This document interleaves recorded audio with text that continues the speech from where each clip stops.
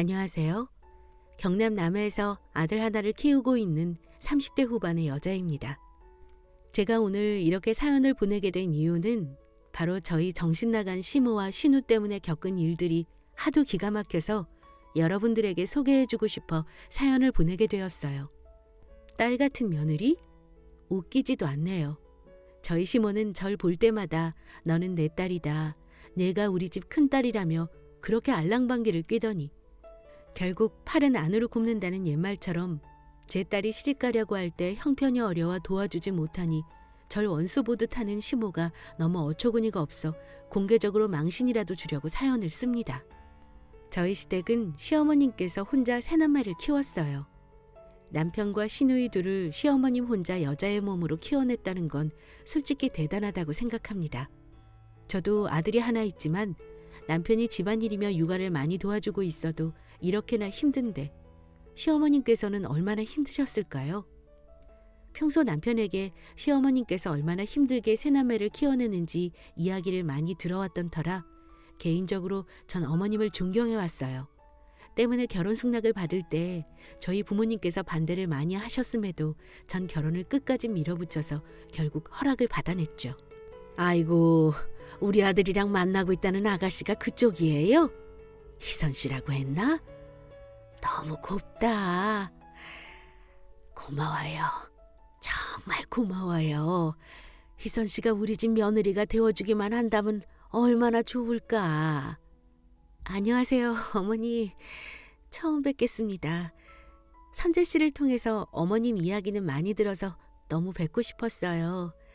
어머님도 너무 고우신데요? 말도 예쁘게 하지. 우리 아들이 내 흉은 안 봤어요? 키울 때 하도 혼을 많이 내서 아가씨한테 내 흉이나 안 봤을까 모르겠네. 흉이라니 어머니. 어머니께서 정말 힘들게 선재 씨랑 여동생 둘을 키웠다고 대단하신 분이라고 이야기 들었어요. 정말 대단하세요. 어머님 선재 씨랑 결혼하게 되면 저도 정말 효도할게요. 우리 아들이 그런 말을 다 했어요? 아이고, 우리 아들이 결혼할 때가 다 되니 철이 들었나 보네. 아가씨도 중학교에서 아이들 가르치는 선생님이라면서요? 우리 집안에 선생님이 시집을 다 오고 경사네 경사. 그래도 선재 씨가 월급은 더 많은걸요. 처음 뵙는 자리인데 어머니께서 너무 편하게 대해주시니 너무 감사해요. 제가 정말 잘할게요, 어머님. 나야말로 잘 부탁해요. 아이고, 참 곱다 고와. 처음 뵙는 자리부터 저를 너무나 예뻐하시는 시어머님 덕분에 전 저의 결혼 생활이 앞으로 행복하리라 믿어 의심치 않았죠. 하지만 저희 친정 부모님께서는 걱정이 이만저만이 아니었습니다. 그래, 그놈 집에 가서 어른들께 인사를 드렸다고? 아빠가 이렇게 반대를 하는데 넌 꼭 일을 크게 만들어야겠니? 아빠가 그놈은 절대 안 된다고 했잖아. 도대체 선재 씨가 뭐가 모자라서 아빠는 이렇게 반대를 하는 건데? 엄마도 그래. 선재 씨가 버스기사인 게 그렇게 창피해? 버스기사가 어때서? 성실하고 월급도 나보다 더 많다니까. 능력 있는 사람이야. 능력? 참나 기가 막혀서. 엄마 시절에는 버스기사는 할 줄 아는 거 없는 놈팡이들이 하는 직업이라니까. 그리고 어떻게 교사랑 운전기사랑 비교를 할 수 있니? 걔가 월급이 많으면 뭐해. 그래봤자 기사인데. 엄마 진짜 실망이다. 직업으로 사람을 그렇게 평가할 수 있는 거야? 정말 성실한 사람이고 마음씨도 정말 좋은 사람이야. 아빠도 봤잖아. 선재 씨가 나쁜 사람으로 보여? 한 번 보고 어떻게 알겠니? 그리고 그놈이 성실하던 착하던 주위 환경이 너무 안 좋잖아. 집은 찢어져라 가난하고. 아빠랑 엄마가 너 걱정돼서 하는 이야기인데 왜 그렇게 고집을 부려? 주위 환경이 왜? 주위 환경이 어때서? 우리 집은 뭐 엄청 부자야? 그것도 아니잖아. 그 집 편부모라며. 그리고 아들은 하나? 시누이 둘? 참나, 어떤 딸 가진 부모가 그런 집에 자기 딸을 시집 보내? 너 나중에 시모라는 사람이 아프고 병들면 어떡할래? 내가 모실 거야? 그래, 내가 모실 거야. 그게 어때서? 어머머, 말은 참 쉽게 한다. 내 시모라는 사람 혼자서 자식들 키운 건 대단하지만 나중에 병들면 하나밖에 없는 아들한테 책임지라고 할 텐데 너 그땐 어떡할래? 시누이들도 시집가면 그걸로 남남이야. 제발 하나밖에 없는 딸이 이렇게 사정사정하면 한 번만이라도 그런 것들 생각하지 말고 선재 씨만 봐주면 안 돼? 선재 씨 정말 좋은 사람이고 시어머님도 정말 좋으신 분이란 말이야. 저와 제 부모님 사이에 결혼 허락을 문제로 약 4개월을 끊임없이 다투었던 것 같습니다. 종례에는 제가 가출까지 해버렸어요. 끝까지 뜻을 굳히지 않으니 마침내 저희 부모님께서도 두 손 두 발을 다 들고 마지못해 승낙해 주셨죠. 대신 저희 엄마가 이런 말씀을 하시더군요. 지난번에 허락을 한다고 했으니 번복은 하지 않을게. 대신 너 시집가서 시댁이랑은 선 꼭 긋고 살아야 한다. 딸 같은 며느리? 세상에 그런 건 없어. 너도 내 할머니가 엄마한테 하는 거 봐왔잖니. 그건 할머니가 옛날 분이셔서 그런 거야. 지금 시어머니가 얼마나 날 예뻐하시는데 엄마가 못 봐서 그래. 난 엄마랑 다르게 시어머님과 엄마 딸 하면서 지낼 수 있어. 시어머니와 며느리 그건 아무리 시대가 바뀌어도 바뀌지 않는 관계야. 아무튼 꼭 시댁이랑 어느 정도 거리를 두고 시누이들 등살에 너무 고생하지 말고. 우리 딸 내가 결혼 허락을 했지만 그래도 너무 걱정되네. 괜찮아 엄마. 나 시집가서 정말 잘할게. 그러니까 그런 일어나지도 않는 일로 괜한 걱정하지 말고. 엄마 결혼 허락해줘서 고마워. 그래 잘 살아야 해. 무슨 일 있으면 꼭 전화하고. 알겠지? 그때 친정엄마의 걱정이 나중에 지나고 보니 얼마나 정확히 적중했는지 소름이 돋을 지경이었죠. 그렇게 전 남편과 결혼을 하게 되었고 신혼생활이 시작되었습니다. 신혼생활은 아주 만족스러웠어요. 결혼 전과 마찬가지로 결혼 후에도 저를 많이 아껴주는 남편과 큰딸처럼 저를 예뻐하시는 시모까지 저희 친정 부모님께서 걱정하셨던 것들이 한낱 기우라고 생각될 정도로 만족스러운 결혼 생활이었어요. 단지 신우들과는 아직 어색하긴 했지만요. 첫째 신우는 참 선해 보이는 인상이긴 한데 저랑은 성향이 달라서 그런가 말이 잘 통하지 않았어요. 좋아하는 것들도 너무 다르고 그래도 나쁜 사람처럼 보이지는 않았어요. 문제는 막내 신우였죠. 저보다 4살이나 어렸는데 참 철이 없다고 해야 하나? 취직할 생각도 없고 매일 술이나 마시러 다니는 모습이 한심하게 보였습니다. 시집만 가면 취직은 안 해도 된다나? 길게 대화하다가는 저도 모르게 싫은 소리를 하게 될 것 같아 가급적이면 막내 시누이와는 같은 자리에 오래 있지는 않았어요. 시누이 둘 다 저와 맞지는 않았지만 그렇다고 해서 제게 간섭이나 참견을 하지도 않았고 특별히 뭔가를 바라지도 않아서 그럭저럭 잘 지냈던 것 같아요. 그것보다 시어머님께서 제게 정말 잘해주셨습니다. 아무래도 남편이 버스기사 일을 하다 보니 제 퇴근보다 종종 늦게 마치는 날이 있었는데 그때마다 시어머님은 저희 집으로 김치며 반찬을 해가지고 오셔서 저와 저녁도 함께 먹고 드라마도 같이 봐주러 오셨죠. 그러다 보니 저도 남편이 없는 시간이 외롭지는 않았어요. 때문에 저와 시어머님은 그날 있었던 일들을 함께 공유하며 수다를 떠는 사이가 되었습니다. 딸 같은 며느리, 전 그게 충분히 가능하다고 생각했어요. 그리고 제게 잘해주시는 만큼 저도 잘해드리려 노력했고요. 세아가, 이번 명절에는 그냥 우리 집으로 오지 말거라. 얼마 전에 아이 낳으라 몸도 힘들 테고 집도 좁아서 우리 손주 누워있을 곳도 없는데 그냥 각자 집에서 명절을 보내는 게 어떻겠니? 어머님, 그게 무슨 말씀이세요? 저 이제 몸 괜찮아요. 명절에 저희가 안 가면 허전해서 어떡하시려고 그러세요? 괜찮다. 이번에는 음식도 안 할 거야. 아이고, 집이 누추해서 매번 너희가 올 때마다 마음이 안 좋아. 거기다 우리 귀한 손주 눕히기에도 비좁아서 불편할 거야. 집이 어때서요? 저희 그런 거 전혀 신경 안 써요. 제가 음식하는 거 마음에 걸리시면 그냥 올해는 시켜 먹으면서 놀아요, 어머님. 그놈의 집. 내가 올해는 꼭 술이라도 하려고 했는데 나중에 술이 끝나면 그때 오너라. 그때까지는 각자 집에서 명절 보내고. 시댁의 주택이 많이 허름한 건 사실이에요. 결혼 전에도 인사드리러 갔을 때 시어머님께서는 제가 집으로 오는 걸 많이 꺼려하셔서 식당에서 처음 뵙게 되었죠. 그 후에도 매번 집에서 만나는 걸 꺼려하시다가 결혼하기 몇 주 전에 비로소 전 시댁에 처음 가게 되었는데 그 집이라기보다는 판잣집에 가깝더군요. 전 저희 지역에 아직까지 그런 집들이 모여있는 동네가 있는 줄은 처음 알았어요. 속으로 많이 당황하긴 했지만 어떻게 내색을 할 수 있겠어요. 시어머니께서 평생 요양원에서 일하면서 모은 돈으로 마련한 집인데 오히려 전 그 집을 보곤 시어머님이 얼마나 그동안 고생을 했을지가 떠올라서 가엾고 안 돼 보이던지 더 잘해드려야겠다는 생각이 들었어요. 결혼 5년 차 매년 명절마다 집 때문에 부끄러워하시던 시어머님을 위해서 전 통큰 선물을 해드리기로 마음먹었습니다. 여보, 우리 그동안 모은 돈에 대출 조금 얹어서 조그만 주택이라도 어머니께 마련해 드릴까?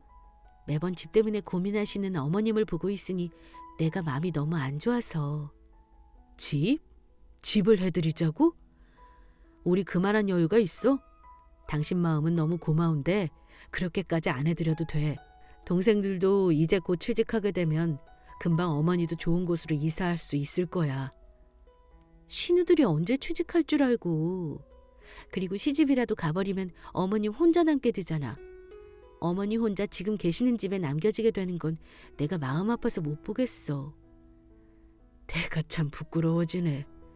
아들이라곤 나 하나밖에 없는데 어머니 생각하는 건 내가 당신만큼 안 되네. 그동안 내가 조금씩 모은 돈도 있고 대출까지 조금 얹으면 전세 한 파트 정도는 가능할 거야. 나중에 시누이들이 취직 잘 돼서 이사 가면 우리가 보증금 다시 받으면 되잖아. 그건 그렇지. 정말 진심으로 어머니에게 집 마련해주고 싶은 거야? 정말? 응. 내가 언제 허튼 소리 하는 거 봤어? 집은 당신이 알아봐줘. 다행히 서울이나 다른 지역처럼 집값이 엄청 비싼 건 아니니까 2억 정도면 괜찮은 집 구할 수 있을 거야. 여보, 고마워. 정말 고마워. 우리 어머니 이제 겨울에 연탄 안 떼도 되겠네. 정말 고마워. 처갓집에도 내가 정말 잘할게. 고마워 여보. 그럼 당신이 해주는 돈으로 구하는 집이니까 당신 명의로 구할게. 그날 이후로 저와 남편은 시댁 모르게 20평대의 작은 아파트를 전세로 구했습니다. 그러곤 시댁이는 한 달 남은 시어머님 생일에 그 사실을 알리기로 했죠. 어머님, 생신 축하드려요. 이번 생신에는 저랑 선재 씨가 어머니께 선물해드리고 싶은 게 있는데 한번 보실래요? 선물? 아이고, 선물은 무슨 선물이니? 이만큼이나 음식을 했으면 됐지. 고마워라. 그래도 선물은 뭐니? 식사 끝나시면 다 같이 어디 가볼 데가 있어요. 그때 너무 놀라시면 안 돼요. 그래? 아유, 우리 새아가가 도대체 뭘 준비했길래 이렇게 호들갑일까? 밥을 다 먹고 시댁 식구들 모두 차를 타고 이동하여 도배와 내부 수리까지 다 끝낸 아파트를 보여드렸습니다. 여긴 어디니? 너네 이사했어? 어머, 왜 이제 이야기하는 거야? 너무 깔끔하고 좋다. 잘 구했네.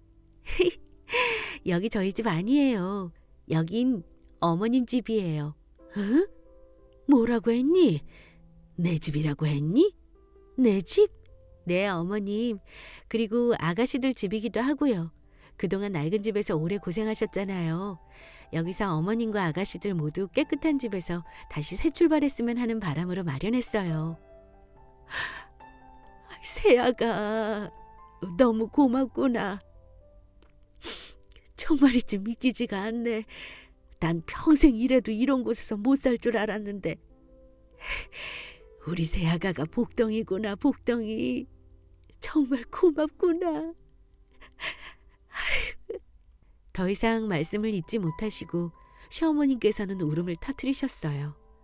당황하는 제게 시누이들도 감동을 받았는지 새언니가 최고라면서 저를 안고서 울음을 터뜨리고 저도 괜스레 그 모습들을 보니 코끝이 찡하더라고요. 그렇게 시댁 식구들과 한데 어울려 한바탕 울음을 쏟아내고 새 집에서 다 같이 밤새 수다를 떨면서 이사한 첫날을 보냈습니다.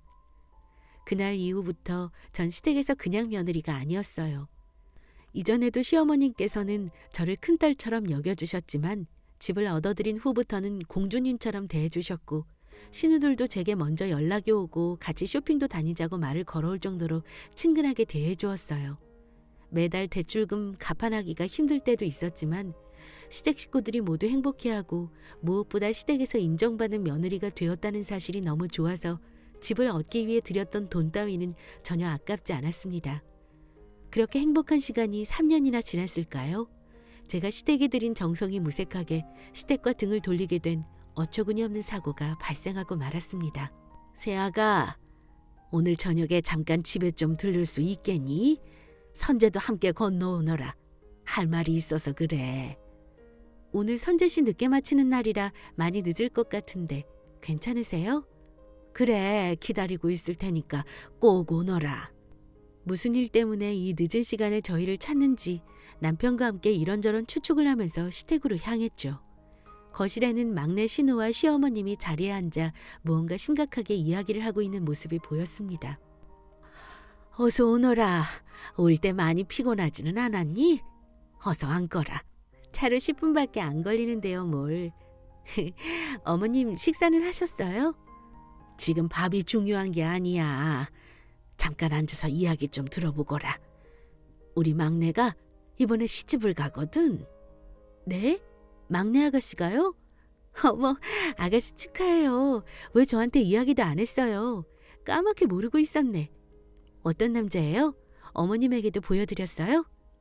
지금 그것보다 참 너에게 면목이 없구나. 혹시 가진 돈이 있니? 네? 돈이요? 어떤 돈을 말씀하시는 거예요? 그게 참 우리 막내 사위 될 사람이 창원에서 일을 하잖니. 집을 그쪽에다 구해야 할 것 같은데 여기 남해랑 다르게 창원은 집값이 비싸다는구나. 돈이 조금 모자란다고 하는데 내게 도움을 받을 수 있을까 싶어서. 네, 얼마나 부족하신데요? 그게 1억 정도? 1억이요? 어머님, 저희한테 그만큼 큰 돈이 어디 있어요. 지금 계시는 집 대출도 아직 많이 남았는데.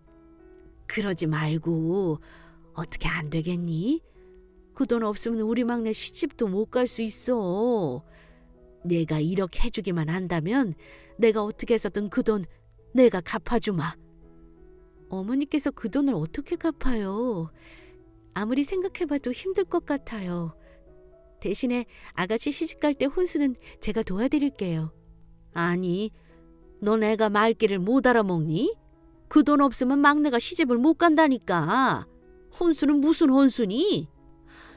다짜고짜 1억 만들어 오라고 하시는 게 너무 황당한 거 아니에요? 그리고 창원이라고 다 집이 비싼 것도 아니고 작은 주택에서 시작해도 될 텐데 꼭 비싼 집에 들어가야 결혼을 할 수 있나요?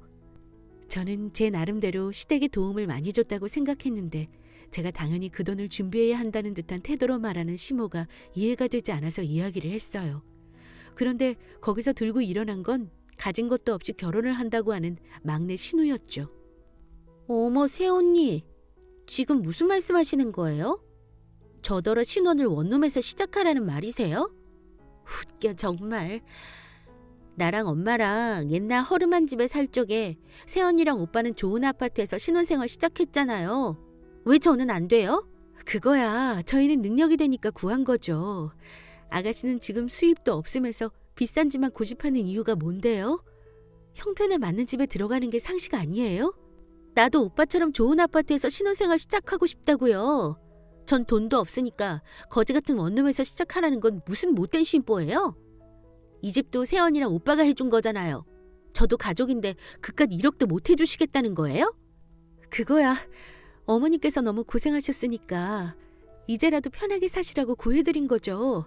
아가씨, 제가 재벌이에요? 어떻게 몇 번씩이나 큰 돈을 마련해요? 저한테 소리를 지르는 신우이의 태도에 저도 화가 나서 소리를 좀 쳤습니다. 혼자 자식 셋을 키워낸 시모와 일도 안 해서 돈이 없으면 당당하게 시집을 간다고 돈을 내놓으라는 신우의 상황이 누가 봐도 같은 상황은 아니잖아요. 그리고 시모는 저희 남편을 잘 키워주셨으니 저도 감사한 마음으로 챙겨드린 건데 적반하장으로 나오니 저도 어이가 없었어요. 그리고 그 상황에서 더 어이가 없는 건 저를 딸처럼 생각한다던 시모의 180도 바뀐 태도였죠. 어디서 큰 소리야? 새아가, 너네가 너무 편하게 대해주니까 여기가 시댁이라는 거 잊었니? 어디 싹수 없게 시댁에서 며느리가 큰 소리야? 내가 너무 너에게 오냐오냐 한 거니? 어머님, 무슨 말씀을 그렇게 섭섭하게 하세요? 제가 아가씨한테 틀린 말 한 거 있어요? 형편에 맞게 결혼 준비하라는 게 그게 그렇게 잘못된 이야기예요? 형편에 맞게? 참나, 너 지금 우리 막내가 일 안 한다고 무시하는 거니? 우리 막내가 준비하던 게 잘 안 풀려서 그런 건데 가족끼리 감싸주지는 못할 망정 시누이 기나 죽이고 네가 그러고 우리 집의 큰 며느리니? 어머님, 어떡해. 세연이라는 애 때문에 내 결혼까지 깨지게 생겼잖아. 나 어떡해. 신랑한테 꼭 집 마련해 오겠다고 하는데 어떡하냐고. 시댁에도 말 다 해놨는데 내 결혼 깨지면 너 때문이야. 그때부터 막내 신우는 울고불고 난리도 아니더군요. 휴지를 집어던지고 바닥에서 질질 짜는 모습이 어찌나 한심해 보이던지. 남편도 결국 참다 폭발해서 막내 신우를 데리고 밖으로 나가버리고 저와 시어머님 둘이서 남게 되었습니다. 너 꼭 그렇게 우리 막내에게 상처되는 말을 했어야 했니? 너 학교 교사라고 능력 좋다며? 그런 애가 1억 가지고 이 사단을 만들어? 너 우리 가족에게 쓰는 돈이 아깝니? 어머님, 1억이 어떻게 함부로 해주겠다 말겠다 말할 수 있는 금액이에요. 교사 월급으로 1억은 언감생심 수중에 5천만 원 만드는 것도 힘들어요. 그럼 퇴직을 해. 교사들 퇴직금 많이 나온다면서. 이참에 너도 집에서 우리 손주나 잘 보렴. 맞벌이 한다고 밖에서 돌아다니면서 아이한테 신경도 못 쓰지 말고. 어머님, 막내 아가씨 결혼자금 때문에 지금 저에게 퇴직하라는 말씀이세요? 그게 말이 돼요? 왜 안 돼? 그 돈 없으면 우리 막내 파혼이잖아, 파혼. 아까 하는 말 못 들었니? 사돈네한테 말을 다 해놨는데 만약 그 돈을 못 가져가면 제가 시댁에 얼굴이나 들고 살 수 있겠니? 어머님, 저도 이 집 식구예요. 막내 아가씨만 이 집 식구 아니라고요. 제게 매일 우리 집 큰딸이라고 말씀해놓고서는 지금은 어쩜 이렇게 매정하게 말씀하세요? 됐어. 해주기 싫으면 해주지 않으면 될 거 아니니? 참나, 며느리도 남의 집 식구라는 말이 틀린 말이 아니구나. 난 널 정말 딸처럼 대했는데 우리 막내 파혼당하면 너 때문인 줄 알아?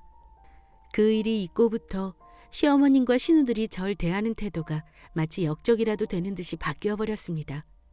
제가 있어도 없는 사람 취급을 하면서 신우들은 제 흉을 대놓고 보질 않나 시모는 아주 저만 보면 막내딸 혼사를 막는 원수를 보듯이 절 대하셨어요. 원래 보통의 고부관계였으면 그러려니 넘어갈 수도 있었지만 저와 시어머님 사이가 보통 사이였던가요? 정말 가까웠던 만큼 저도 시어머님의 태도 변화가 너무 받아들이기 힘들었습니다. 집에 있니? 반찬 해왔다. 문 좀 열어보렴. 어머, 어머니 웬일이세요? 그동안 발걸음 안 하셨잖아요. 내가 내 친구니? 참나, 하여튼 넌 예의가 없어. 자, 여기 반찬. 이거 주러 온 거니 난 그만 가보마. 앉아서 커피라도 드시지 그러세요. 그날 이후 시어머님과 대면대면 했었는데 어느 날 갑자기 반찬을 주러 온 시어머님을 뵈니까 어찌나 반갑던지 전 그게 시어머님께서 제게 내민 화해의 손길로 착각을 했죠. 그날 저녁 시모가 두고 간 밑반찬으로 저녁을 해결했고 잠이 든 후 전 새벽에 아랫배에서 느껴지는 강한 통증으로 응급실에 실려가게 되었습니다. 온몸에 식은땀이 나면서 배가 꼬일 듯이 아프더군요. 남편이 급하게 저를 차에 태워 병원으로 갔고 어린 아들까지 함께 병원에 따라왔습니다. 엄마 왜 그래? 엄마 배 아파? 누가 배 아프게 했어? 동현이가 혼내줄까? 엄마 아프지 마. 엄마가 아프면 아빠도 아프고 나도 아프단 말이야. 당신 괜찮아? 나 오늘 첫차 근무라서 나가봐야 하는데 걱정이 돼서 갈 수가 없네. 아빠, 내가 엄마 곁에 있을게. 엄마는 우리가 지켜줘야 하잖아. 정신이 없는 와중에도 아들이 제 옆에서 펑펑 우는 소리가 귀에서 떠나지 않았습니다. 내가 무슨 부귀영화를 누리자고 시댁에 다 퍼주고도 이런 꼴로 병원에 누워있는지 한심하고 화가 났고, 무엇보다 제 곁에서 울고 있는 아들을 보니 이대로 당하고만 살 수는 없다는 생각이 들어서 남편에게 아이를 친정에 데려다두고 출근을 하라고 이야기를 했어요. 그만큼 제가 당장 집으로 돌아갈 수 있는 상황이 아니었어요. 몇 시간이 지나 응급실에서 수액을 맞으며 최근 먹었던 음식을 물어보는 의사의 말에 시어머님이 두고 간 반찬들이 제일 먼저 떠올랐습니다. 식중독이란 진단에 전 많이 익었다고 생각한 김치와 시금치의 시큼한 맛이 떠올랐죠. 그거 말고는 이렇게 탈이 날 음식은 없었습니다. 어찌나 화가 나던지 끈끈 앓는 와중에도 시모가 일부러 제가 탈이 나게 하려고 반찬을 주고 갔다는 사실이 너무너무 분했습니다. 사실 시금치는 제가 제일 좋아하는 밑반찬이라 원래 시모가 자주 챙겨주던 반찬이었기 때문에 시모가 내민 화해의 손길이라고 생각을 했었거든요. 배신감을 느끼며 응급실에서 끙끙 앓고 있을 때 뻔뻔하게도 시어머님과 시누이들이 저를 찾아왔습니다. 걱정하는 척인지 정말 걱정하는지 모를 얼굴로 제 옆에 앉아 괜찮냐고 묻는 시어머님의 뺨을 때리고 싶었습니다. 그러길래 마음을 곱게 써야지. 원래 심성이 꼬이면 배도 꼬여서 탈이 난다고 그러더라. 몸조리 잘하고 우리 막내 요즘 고민이 참 많아. 너 때문에 어떻게 돈을 마련하나 고민이 많다고. 어머님, 저 아픈 거 안 보이세요? 근데 여기까지 와서 돈 타령이에요? 진짜 너무하시네요. 어머님이 저 이렇게 만드신 거죠? 저 다 알아요. 주고 가신 반찬들 상한 거 아니에요? 일부러 저한테 주신 거잖아요. 쉿! 누가 듣겠다. 내가 왜 일부러 상한 걸 주겠니? 참나 망상도 가지가지 하는구나. 글쎄, 우리 막내가 너 때문에 고민이 많아서 밥을 잘 안 먹어가지고 냉장고에 반찬이 조금 남길래 준 건데, 만약 상한 거라면 그건 너 때문에 상한 반찬이겠네? 그렇지? 어머님, 저 절대 이번 일 그냥 안 넘어갈 거예요. 1억? 절대 안 줄 거예요. 저한테 당장 1억이 있어도 막내 아가씨한테 줄 바에 쓰레기통에 버릴 거라고요. 참, 너도 독하구나. 난 이제 너랑 얼굴 마주치면서 못 살겠다. 그냥 선재랑 이혼하면 안 되겠니? 이만큼이나 서로 다퉜는데 계속 새아가 하면서 살 수는 없잖니? 1억 안 줘도 되니까 너 그냥 우리 선재랑 이혼해라. 응? 이혼이요? 참다. 어머님 맘대로 해보세요. 저도 어머님이 무슨 짓을 한 건지 선재 씨한테 다 말할 거예요. 그래봤자 선재는 내 아들이야. 아들이 엄마랑 인연을 끊겠니? 당돌하네 요게. 아무튼 몸조리 잘하고 태어나는 대로 이혼 서류 가지고 오너라. 저도 더 이상 참을 수가 없었습니다. 제가 그동안 시댁에 들인 정성이 얼마인데 절 헌시짝 내버리려는 듯하는 시모의 모습에 남아있는 정까지 모두 떨어지고 말았죠. 전 그날 저녁 병원에서 남편에게 그동안 제가 당했던 일들을 모두 말했습니다. 보이지 않는 곳에서 저를 무시하고 욕하고 못살게 굴었던 신우와 시모. 그리고 결정적으로 자기 뜻대로 되지 않으니 화풀이라도 하는 건지 제게 상한 음식을 준 일까지 모두 말이에요. 남편은 그 모든 일들을 듣고 크게 분노했습니다. 엄마와 인연을 끊을 수 있겠냐는 시어머님의 호언장담과는 다르게 남편은 제 이야기가 끝나자마자 노발대발하며 시댁과 인연을 끊겠다고 말했어요. 집까지 구해주면서 시댁의 정성을 다했는데 돌아오는 것은 상한 음식이라는 사실에 남편도 더 이상 시댁 식구들이 보고 싶지 않다고 했어요. 그 집도 아깝다면서 시댁 식구들 쫓아내고 보증금을 돌려받자고까지 이야기를 하는 남편의 모습을 보니 너무 듬직하고 그래도 남편은 잘 둬서 다행이란 생각이 들더군요. 퇴원 후 남편이 저를 데리고 간 곳은 생각지도 못한 곳이었고 그 앞에서 남편은 저에게 이제 당신 것 다시 찾아와야지 하며 말을 했습니다. 저는 그 말에 시댁의 문을 발로 뻥 차고 들어갔어요. 저녁 시간이라 모두 신우들과 시어머님 모두 거실에서 TV를 보고 있었고 큰 소리에 화들짝 놀라 있었습니다. 저는 거기서 그치지 않고 집이 떠나가라 소리를 질렀죠. 남의 집에서 뭐 하시는 거예요? 다들 나가세요. 빨리 짐 싸들고 나가시라고요. 빨리 안 나가시면 경찰 부르겠어요. 새언니, 뭐라는 거야? 이 시간에 갑자기 뭔 뚱딴지 같은 소리예요? 행패 부리지 말고 새언니나 빨리 나가세요. 오빠도 나가. 뭐 하는 거야 지금? 지금 아가씨야말로 남의 집에서 뭐 하시는 거예요? 당장 어머님 모시고 나가주세요. 새언니 미쳤어요? 엄마, 새언니가 지금 뭐라고 하는 거야? 남의 집이래? 여기 우리 오빠 집이에요. 새언니가 뭔데 나가라 마라 하는 거야? 오빠 집? 참나. 생각해보니 이 집 얻을 때 전세 계약서는 안 보여드렸었구나. 자, 여기 한번 읽어보세요. 누구 이름이 적혀 있는지. 전 시모와 신우를 향해 계약서를 집어던졌고 황급히 계약서를 펼쳐든 시모의 눈은 바쁘게 내용을 훑더니 호통을 치기 시작했습니다. 너 무슨 짓을 한 거야? 이 집 우리 아들이 얻어준 집 아니었어? 왜 내 이름이 적혀 있니? 당연히 우리 선재 이름이 적혀 있었어야지. 너 무슨 사기를 친 거야?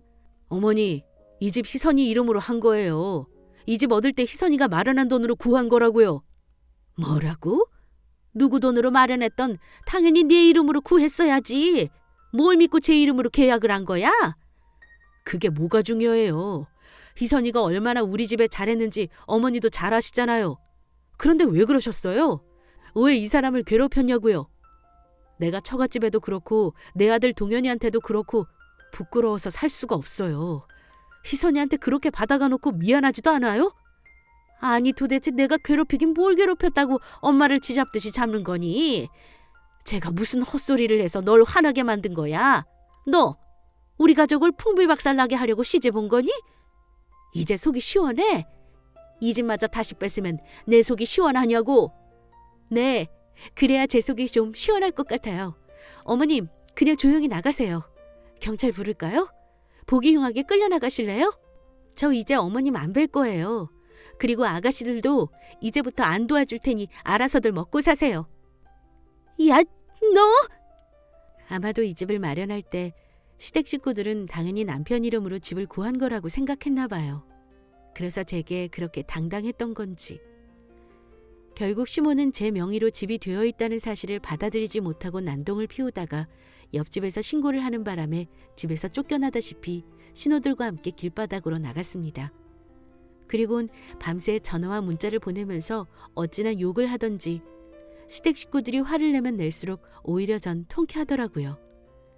저와 남편은 전셋집을 정리한 다음 시댁 식구들과 약 2년간 연락을 끊었습니다. 가끔 남편과는 연락을 하는지 남편을 통해 시댁 식구들의 소식을 들었죠. 예전에 살던 허름한 옛집 근처에서 시모는 원룸을 얻어서 살고 있다는 소식과 신우들은 여전히 정신을 못 차리고 일자리도 구하지 않은 채 시어머님의 등골을 빼먹고 있다는 소식. 마지막으로 돈을 구하지 못한 막내 신우는 결국 파혼을 당했다는 소식까지. 1억 때문에 결혼을 포기할 사람이었다면 언제가 되어도 같은 문제로 이렇게 되었을 거라 생각해요. 사실 저는 이런 생활이 만족스러웠지만 남편의 마음이 걱정되기 시작했어요. 아무리 시댁 식구들이 못된 짓을 했다곤 하지만 남편에게는 어머니이고 동생들이잖아요. 조심스럽게 제가 먼저 이야기를 꺼냈습니다. 예전처럼 가깝게는 못 지내도 가끔 명절에는 시댁에 들리는 게 어떻겠냐고 말이죠. 처음에는 그럴 필요도 없다고 완강히 거절을 하다가 제가 꾸준히 설득을 하니 마지못해 알겠다고 하네요. 그렇게 2년 만에 시댁에 들리게 되었습니다. 그 좁은 원룸에 저와 남편, 우리 아들, 시댁 식구들이 모여 앉으니 발 디딜 틈도 없더군요. 얘야, 내가 잘못했다. 너도 내 딸처럼 대해주겠다고 약속을 했는데 내가 널 너무 못살게 굴었구나. 정말 미안하구나. 받은 게 많으니 고마움을 잊고 있었어. 어머님, 그렇게 말씀하셔도 이제 다시는 시댁에 경제적인 도움은 안 드릴 거예요. 그냥 가끔 얼굴이나 비출 테니 우리 앞으로 이렇게만 지내요. 그래, 나도 염치가 있지. 더 이상 너에게 아무것도 바라지 않으마. 내 욕심 때문에 우리가 이렇게 되어버렸으니 무슨 할 말이 있겠니. 그래도 이렇게 얼굴이라도 보여주니 너무 고맙구나. 세연이 미안해요. 내 결혼만 아니었으면 저희가 이렇게 남처럼 지내지 않았을 텐데. 돈 마련하지 못했다고 매정하게 결혼을 엎어버리는 그런 사람 때문에 저희 가족을 제가 망가뜨렸어요. 정말 미안해요, 세연이. 그렇게 2년간 하지 못한 말들을 하면서 시댁을 나설 때 남편의 얼굴을 보니 참 오길 잘했다는 생각이 들더군요. 그동안 저 때문에 말도 못 꺼내고 얼마나 마음고생이 심했을까요?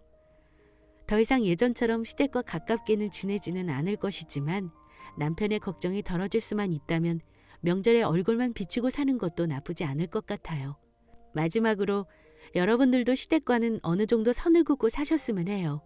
제가 친정엄마의 말을 안 들어서 이렇게 고생한 걸 생각하면 참 시간과 돈이 아깝다는 생각이 들거든요. 아무튼 제 이야기 들어주셔서 감사해요. 이 이야기 들으면 저희 시댁도 제 마음을 조금은 이해하겠죠?